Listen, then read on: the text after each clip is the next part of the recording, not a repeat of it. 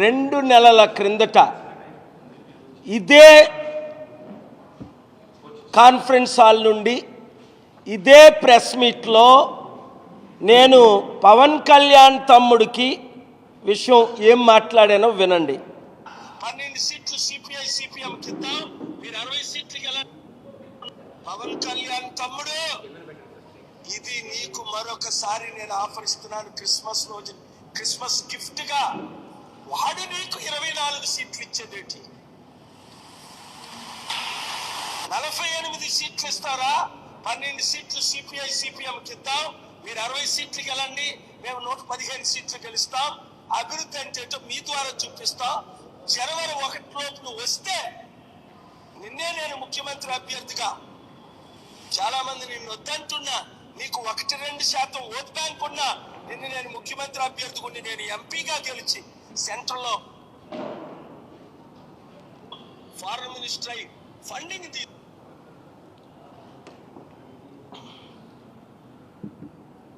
కరెక్ట్గా నీకు 24 సీట్లు తెలుగుదేశం పార్టీ చంద్రబాబు నాయుడు ఇస్తున్నాడన్న.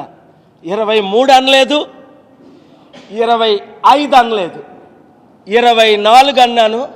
అదే 24 చంద్రబాబు నాయుడు జనసేనకి ఇచ్చాడు. పవన్ కళ్యాణ్ చంద్రబాబు నాయుడు పక్కన కూర్చున్న ప్రెస్ మీట్ మకుం చూడండి మీరు, ఎంత విచారంతో ఆయన చంద్రబాబు నాయుడు పక్కన కూర్చొని నాకు 24 ఇచ్చారు. మరి ఎన్ని కోట్లు ఇచ్చారో ఎందుకు చెప్పలేదు?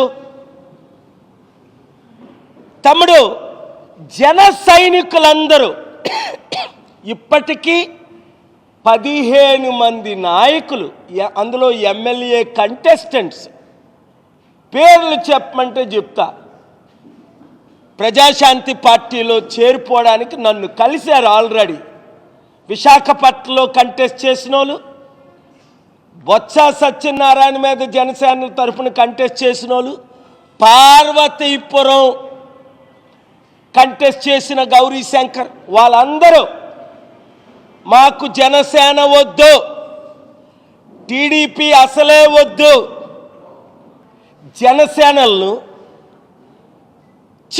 చిత్తుగా ఓడించి ప్రజాశాంతి పార్టీ ఎమ్మెల్యేలని కనీసం 100 మందిని గెలిపించాలి. పవన్ కళ్యాణ్ మరొక ఆఫర్ ఇస్తున్నాను నేను, ఇదే నీకు చివరి ఆఫర్. ఇప్పుడు అర్థమైందా అన్నయ్య చెప్పిన అన్ని దైవ ప్రవచనాలని? మీరు కాంగ్రెస్ పార్టీలో కలిపేస్తారని 2008-9 ప్రజారాజ్యం కలిపేస్తారని అన్నా, కలిపేశారా లేదా? 2011లో మీకు 15 నుంచి 20 సీట్లు వస్తాయన్నాను, 18 సీట్లు వచ్చాయా లేదా? 2009లో మీకు 15 నుంచి 20% మధ్యలో వస్తాయన్నాను ఓట్ బ్యాంకు, మీకు 18% ఓట్ బ్యాంక్ వచ్చిందా లేదా? మీ మతంతో మాకు సంబంధం లేదు, మీ కులంతో మాకు సంబంధం లేదు, మీ ప్రాంతంతో మాకు సంబంధం లేదు, మీరెవరైనా పర్వాలేదు అంబేద్కర్ ఆశయాలు నెరవేర్చడానికి. పవన్ కళ్యాణ్ మరోసారి విను, వాడిచ్చిన 24 సీట్లు మేము కుక్కలమా? వాడు దుమ్ములేస్తే నరకడా తినడానికి బిస్కెట్లు వేస్తే మేము కుక్కలమా? 15, 20 సీట్లకు అమ్ముడుపోవడానికి. మరి ఇప్పుడు కుక్కవా?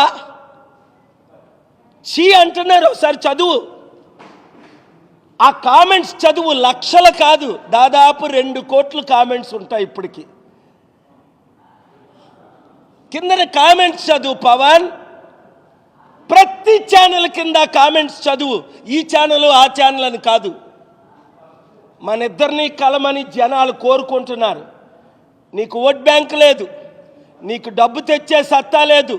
నువ్వు ఆ రోజు మోదీని తిట్టావు, బీజేపీని తిట్టావు, సిపిఐ సిపిఎంలతో పొత్తులు పెట్టుకున్నావు, బీఎస్పీతో మరలా నువ్వు మోదీ తొత్తు అయిపోయావు. ప్రజలు చీ అంటున్నారు. అలాంటి బ్రతుకు బ్రతికే కంటే చావే మేలని అపోస్తలుడైన పౌలు బైబిల్లో అంటున్నాడు. సత్యం కొరకు బ్రతుకు, క్రీస్తు కొరకు బ్రతుకు, ప్రజల కొరకు బ్రతుకు, కులాల మతాలకు అతీతంగా ఉన్నవారి కొరకు బ్రతుకు. మోదీ తొత్తుగా బ్రతకొద్దు, చంద్రబాబు బికారోళ్ళకు బ్రతకొద్దు.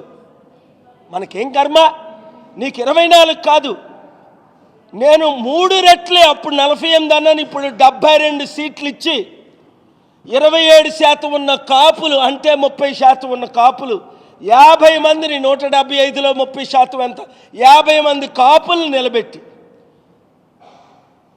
70-80 మంది బీసీలను నిలబెట్టి నేను గెలిపిస్తా. ఎంత ఖర్చైనా పర్వాలా.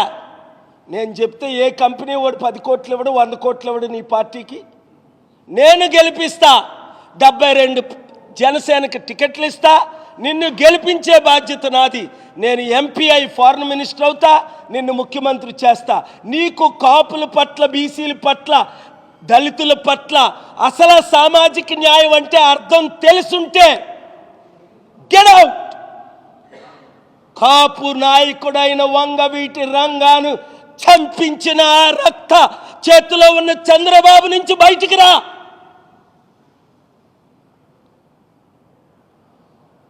సిగ్గుంటే, మానవత్వం ఉంటే, బడుగు బలహీన వర్గాల పట్ల అభిమానం, ప్రేమ ఉంటే, జన సైనికులారా వింటున్నారా? ఇంతకంటే మంచి ఆఫర్ ఎవడిస్తాడు? సీట్లు మేమిస్తాం, ఆడు 24 ఇచ్చాడు, నీకు 72 ఇస్తాం, 3 రెట్లు. వాడు 100 కోట్లు ఇప్పిస్తే మేము 1000 కోట్లు ఇప్పిస్తాను. ఈరోజు ఏ కంపెనీ డబ్బులు ఎవరు? గూగుల్ ఎవరా, మైక్రోసాఫ్ట్ ఎవరా? లక్షల కోట్లు ఉన్నోళ్ళు నీకెంత డబ్బు కావాలి?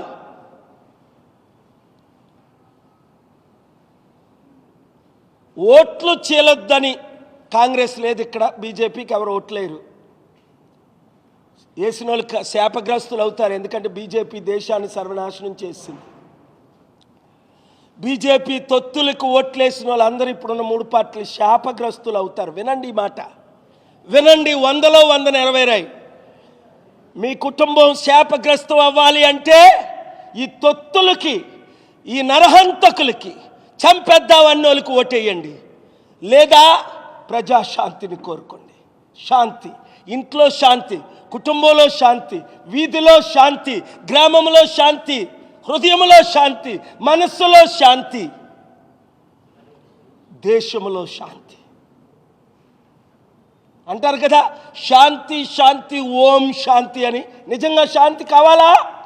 ఆ ఓం శాంతి కావాలా? హిందువులారా శాంతి కావాలన్న వాళ్ళందరూ ప్రజాశాంతి పార్టీలో వచ్చారండి. ముస్లింలారా మీకు ఇంకొక దిక్కు లేదు. టీడీపీ, జనసేనకి ఓట్లేస్తే మీరు డైరెక్ట్గా ఇంకా మోదీకే ఓట్లేసినట్టు, ఎన్డీఏకే ఓట్లేసినట్టు. మీకు ప్రజాశాంతి పార్టీ ఇక్కడ కాంగ్రెస్ లేదు, పోనీ ఉంటే వేయడానికి. తెలంగాణలో నేను కాంగ్రెస్కి మద్దతు ఇచ్చాను, కర్ణాటకలో ఇచ్చాను.